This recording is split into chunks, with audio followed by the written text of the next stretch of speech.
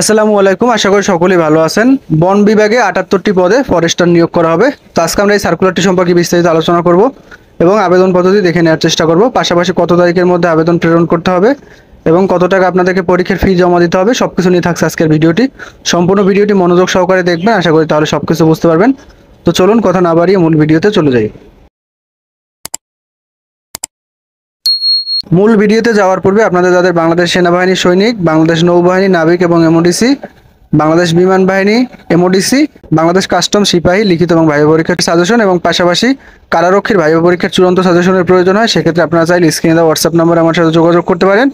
লিখিত পরীক্ষার সাজেশনের পিডিএফ কপির মূল্য 50 টাকা এবং ভাইবা পরীক্ষার সাজেশনের পিডিএফ কপির মূল্য 50 টাকা।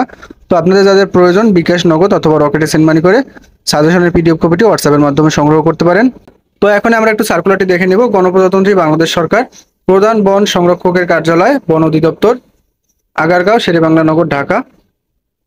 পরিবেশ, বন ও জলবায়ু পরিবর্তন মন্ত্রণালয়ের আওতাধীন বন অধিদপ্তরের নিম্নবর্তী রাজস্ব খাতে ফরেস্টারের শূন্য পদে সম্পূর্ণ অস্থায়ী ভিত্তিতে বাংলাদেশের প্রকৃত নাগরিকদের নিকট হতে দরখাস্তের আহ্বান করা যাচ্ছে। এখানে কিন্তু প্রথমে আপনাদের চাকরিটা অস্থায়ী থাকবে, এর মানে যে আপনাদের চাকরিটা চলে যাবে বিষয়টা এরকম না, অর্থাৎ হয়তো 1 বছর বা 2 বছরের মতো আপনাদের চাকরিটা অস্থায়ী থাকবে, অর্থাৎ শিক্ষণ বিষকাল থাকবে, ট্রেনিং পিরিয়ড। এটা মূলত শেষ হলে পরবর্তীতে আপনাদের চাকরিটা স্থায়ীকরণ করা হবে। যেহেতু আপনাদেরকে মূলত রাজস্ব খাতে নিয়োগ দেওয়া হবে, সেক্ষেত্রে অবশ্যই আপনাদের চাকরিটি সম্পূর্ণ স্থায়ী সরকারি চাকরি। তো পদের নাম ফরেস্টার, পদসংখ্যা 78টি, বেতন 15তম গ্রেড, শিক্ষাগত যোগ্যতা কোনো স্বীকৃত বোর্ড হতে ডিপ্লোমা ইন ফরেস্ট্রি, অর্থাৎ আপনাদের ফরেস্টের উপরে ডিপ্লোমা থাকতে হবে, তাহলে আপনারা আবেদন করতে পারবেন, এছাড়া কিন্তু আবেদন করতে পারবেন না। এবং আপনাদের উচ্চতা থাকতে হবে 163 সেন্টিমিটার, অর্থাৎ 5 ফিট 4 ইঞ্চি, এবং বুকের মাপ থাকতে হবে 76 সেন্টিমিটার। এবার হলো যে সকল জেলার প্রার্থীরা আবেদন করতে পারবেন না: ফরিদপুর, গোপালগঞ্জ, শরীয়তপুর, খাগড়াছড়ি, রাঙামাটি, খুলনা, নড়াইল, বরিশাল, ঝালকাঠি, পিরোজপুর এবং পটুয়াখালী। তবে এতিম ও শারীরিক প্রতিবন্ধী কোটার ক্ষেত্রে বাংলাদেশের সকল জেলার প্রার্থীরা আবেদন করতে পারবেন। অর্থাৎ আমি যে সকল জেলার নাম বলছি এই সকল জেলা ব্যতীত বাংলাদেশের সকল জেলার প্রার্থীরা কিন্তু আবেদন করতে পারবেন। এখন আমরা আপনাদের বয়সটা একটু দেখে নিব। প্রার্থীর বয়স হতে হবে 18 থেকে 30 বছর, তবে মুক্তিযোদ্ধা এবং শারীরিক প্রতিবন্ধী কোটার ক্ষেত্রে 32 বছর, অর্থাৎ 2 বছর বেশি। এরপর হলো সরকারি নির্দেশনা মোতাবেক আনসার ও গ্রাম প্রতিরক্ষা বাহিনীর সদস্য, এতিম ও শারীরিক প্রতিবন্ধী, মহিলা, ক্ষুদ্র নৃগোষ্ঠী এবং মুক্তিযোদ্ধা কোটার প্রার্থীদের বর্তমান প্রচলিত কোটা মোতাবেক জেলা কোটা এবং ক্ষেত্রমতে যথাযথতা অনুসরণ করা হবে। অর্থাৎ এখানে যে কোটাগুলোর নাম বলা আছে কোটার প্রার্থীদের কিন্তু অগ্রাধিকার দেওয়া হবে, অর্থাৎ সরকারি বিধি মোতাবেক কোটার অগ্রাধিকার দেওয়া হবে।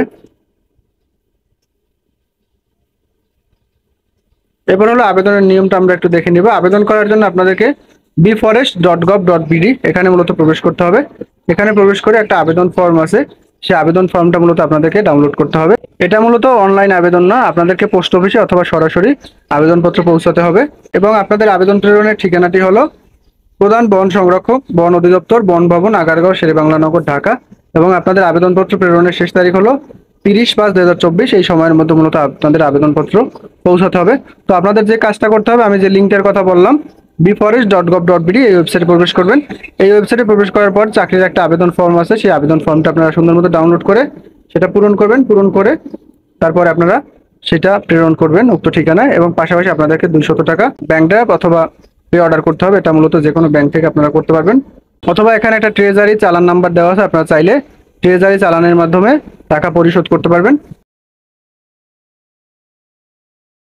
এবং পাশাপাশি আপনাদেরকে ফেরত খাম সংযুক্ত করতে হবে, অর্থাৎ মূল খামের ভিতরে ডাক টিকিট সহ একটা ফেরত খাম সংযুক্ত করবেন। পরবর্তীতে এই ফেরত খামের ভিতরে আপনাদের এডমিট কার্ডটা চলে আসবে। তো আশা করি এই বিষয়গুলো আপনারা বুঝতে পারছেন। এই সংক্রান্ত বন্য যে কোনো প্রকার প্রশ্ন থাকলে কমেন্টের মাধ্যমে অথবা হোয়াটসঅ্যাপের মাধ্যমে সরাসরি আমার সাথে যোগাযোগ করতে পারেন। ধন্যবাদ সকলকে।